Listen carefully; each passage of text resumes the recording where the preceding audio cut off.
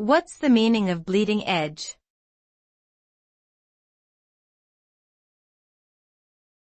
Bleeding edge.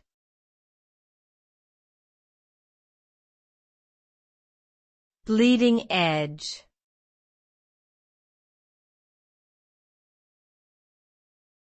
Bleeding edge.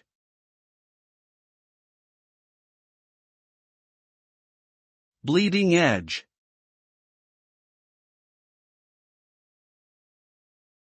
The term bleeding edge refers to technology that is on the forefront of development and innovation.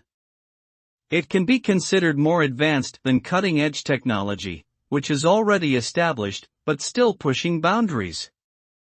Bleeding-edge technology is often risky and experimental, with potential for great reward or failure.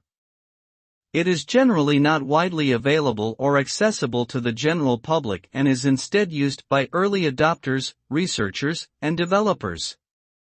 Examples of bleeding-edge technology include artificial intelligence, quantum computing, and nanotechnology. While bleeding-edge technology is exciting and promising, it also poses ethical and societal challenges that must be carefully considered.